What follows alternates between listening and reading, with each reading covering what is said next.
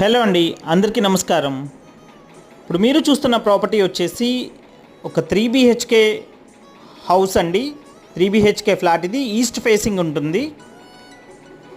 టోటల్గా బిల్డింగ్లో 10 ఫ్లాట్స్ ఉంటాయండి. ఇది ఒక రీసేల్ ఫ్లాట్ అండి. 8 years ఓల్డ్ బిల్డింగ్ ఇది.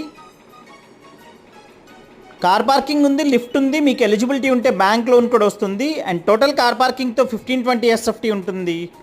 అండ్ ప్లింత్ ఏరియా వచ్చేసి 1400 SFT అండి. చాలా స్పేషియస్గా ఉంటాయి ఫ్లాట్ రూమ్స్ అయితే.